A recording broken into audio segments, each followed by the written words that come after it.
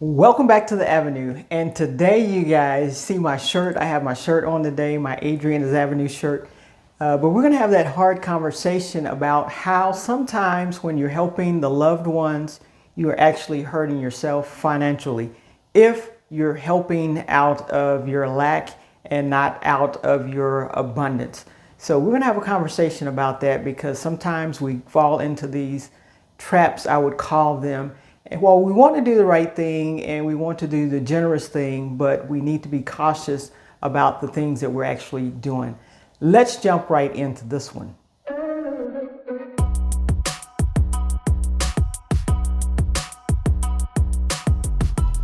I see this all the time. You're retired, you're trying to enjoy the retired life. However, you're paying your grown adult child's car note, or you're paying your grown adult child's cell phone bill. There are bills that they're relying on you to pay even though they're enjoying it and they're calling it theirs. However, you're paying it out of the money that you have coming in to your household for retirement. Or if, let's say, the grandchild can't meet their rent for 1 month or 2 months, and you say, okay, I'll just give them the rent. So you give them the rent for a month, two, it turns into 4 or 5, maybe 6 months. However, they're doing their thing, spending the money how they like to spend it, and relying on grandmother to pay the rent. There are various things that we do that we need to watch what we're doing because you can fall into a trap. While you have all good intentions of I'm trying to do the right thing, I'm trying to help them out, are you really helping them out by supplementing them on some of the things that as adults they should be doing? When they went into the cell phone place or the car place, they signed their name on that contract, and the contract is between them and the person who signed their name on it, right? Now, if you went in with them and signed your name on it, you're involved with it too, and you're on the hook for that. But, or when they went to the apartment building and signed their name on that lease agreement, it's between that apartment and them. They're adults now. They need to learn how to be responsible because they're adults. And at some point in time, you had to become responsible as an adult to do the things that you want to do or that you wanted to do. If you wanted to step outside the house and be your own person, be your own adult, act like a grown person because you're doing grown person things, now it's time to do the grown person thing and pay your own bill. But we get attached to the ones that we love. And if it's coming out and you're not able to meet some of the bills that you have coming in because you're helping them, because you love them, because you feel bad, and because, oh, I'll just do it this one time, the one time turns into several times. And at some point in time, it's time to make a decision that you're no longer going to do this. It's time to put boundaries on your money because they're adults. You need to let them be adults. All right. So we're going to go further into this. Now, there are some hidden costs that sometimes we don't even think about. But the first one that we do think about is the money that you're giving away. If you're giving money away out of your savings account or retirement account, that's money that you actually could be earning interest on for later on for your benefit. However, you're pulling it out early, not earning the interest and giving it away. More than likely, these folks are not giving the money back to you or making promises that I'm going to get it back to you. And the 1 month may turn into several months of you letting them be dependent on you doing this for them. So that's one of the big costs. And it's not such a hidden cost, but that's one of the big costs that you're doing when you do this for loved ones and others. Your peace of mind is another cost because now you have to worry about how are your bills going to get paid. What's happening to that money that you're giving away? Is it going to come back to you and replenish wherever you took it from? These are the things that come up in your mind. Maybe you're not buying a certain amount of groceries because now you can't make ends meet because you've given that money away to a loved one. That's something that you need to put the boundaries on because now you're lacking. But that is a hidden cost that it's costing you that you may not realize because that interest or the extra money that money could be earning for later on is something that you're going to be missing because now it's gone and given away. And the last hidden cost is a relationship because you know that you may become a little resentful that, oh, I gave that money away to them.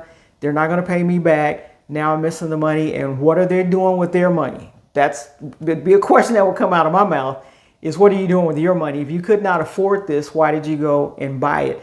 But you may become a little resentful behind that. And you know that there's a relationship there that you do not want to blow. You don't want the relationship to go in a bad direction or wrong direction. And it could be, especially if it's a grandchild, it could be, the relationship of you and your child and then the grandchild, and it may spread even further than that. What about the other grandchildren? Are you helping them too? So there's a lot of things that you have to think about when you open this up and not put boundaries on just giving money away to help loved ones. That may be hurting you. Now, I am dropping truth.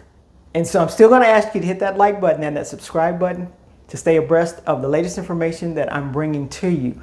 We talk real life, real money, real building wealth on this channel. And this is one of the things we need to talk about because it's going on, it's prevalent. You may not be doing it. It may not be your situation, but it's out there. I see it on a daily basis, and I want to help as many people as I can to be responsible adults. Just think, I'm going to give you an example. Just think when you were raising your child, if you kept feeding them milk, kept bringing them food to them, and they never grew up, because if they cried, you just went and got the bottle and shoved it in their mouth. 2 or 3, 4 or 5 years, 6 years old, they cry, you went and got the bottle and shoved it in their mouth. That's not helping them to grow. That's hurting them. That's stunting their growth. At some point in time, you fed them the bottle. Then at some point in time, they reached for the bottle, put it in their own mouth. Then you fed them food. At some point in time, they reached for food, put it in their own mouth. Then you cooked for them. At some point in time, they started cooking for themselves and maybe you too. This is the process of maturing and growing up. Sometimes you have to, not sometimes, you have to let them grow, teach them and then let them do it. Teach them and let them do it. They're a lot smarter than some of us give them credit for. If they're learning how to do all this other stuff, they learn rap songs overnight and all this other stuff, they can learn how to handle money with the right simple steps to do so. So, just help them out, teach them the right way, and then let them do it. They may stumble and fall, but we've all stumbled and fell before. We got up, dusted the knees off, and kept going, and we grew from that stumble or fall. I was not going to leave you without telling you or helping you make decisions, giving you some suggestions on what to do in these situations. First of all, you need to know your numbers. You need to know how much you have coming in on a monthly basis. So have that number, have that figure in your mind written down that and if it changes from month to month to month, write it down. 12 months from January to December. This is what I'm going to have coming in, and it goes along with the budget. What are you going to have going out? So once you have those two things, your income and your budget put together, you will know how much money you have to give away.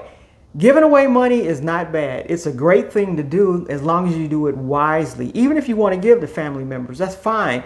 But do it wisely. You give out of your abundance and not out of your lack. Okay, it's hurting you if you're giving out of your lack. So if you have a figure, I have $100 and I'm planning on giving it away to family members, planning on giving it away to whoever, but it's available and it's not hurting any of the bills that you have coming in. This is something you want to do out of your heart, called generosity, right? You can give it to whoever you want to give it to. It's being generous. You've been blessed with it, so you want to pass it along to someone else. And so without enabling them, because sometimes we'll enable our loved ones because of pressure and other things that we've already talked about. But if you want to be generous, that's fine. But have that figure in mind. If it's $100 a month, $200 a month, I want to give this away. This is what I want to be generous with. That's wonderful. That's great. You will be blessed behind doing that, but not up under pressure, not up under guilt, not up under shame. You should not give away money because you feel pressure, guilt, or shame. Another thing you can do is just simply tell them, communicate with them, I'm not in a position to help you financially this month, but let me know if there's anything else I can do. And if that's the honest truth, is that you're not in a financial position to help them.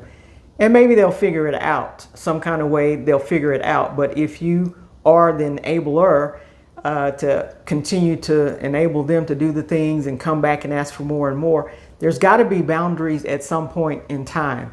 And by stating honestly that I'm not in a financial position to help you this month, but let me know if there's something else I can do.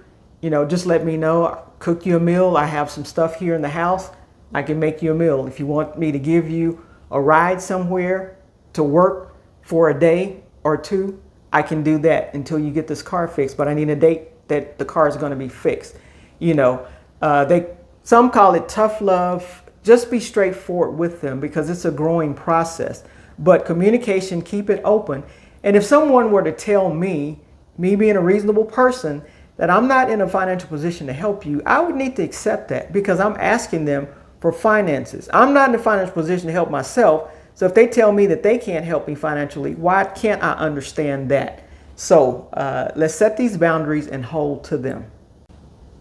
The real talk is this. If you don't set these financial boundaries, who's going to save you? If you keep giving away money like this, when it comes your time to retire or if you're in need of something, who's going to save you? Who can you rely on to save you? And more than likely, these people who keep asking for your help will not be the ones that will run to your rescue. As a matter of fact, sometimes when you lend people money or give money away, they stop talking to you. They get hard to get on the phone because they've accomplished what they set out to do. They've gotten your money, they've gotten their bill paid, and now they're on to doing the next thing.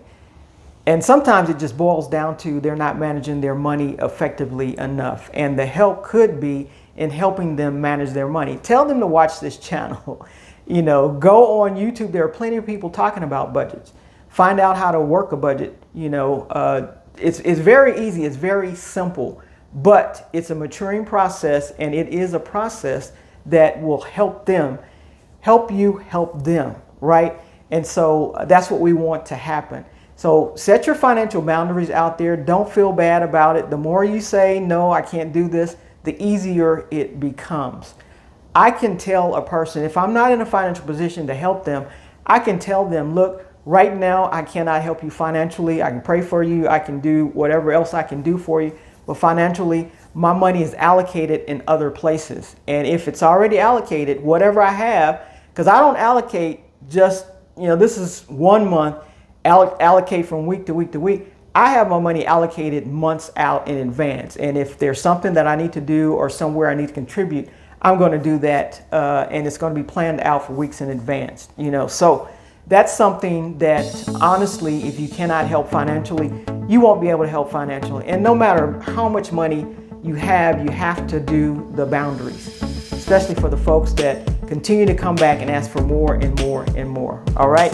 So hopefully this message, I know it's been tough, it's been rough, but it's something we need to think about. It's the right thing to do. You need to do the right thing for yourself.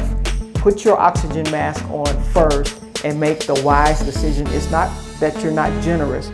You can be generous, but you can also be wise. And with that, I will see you in the next video.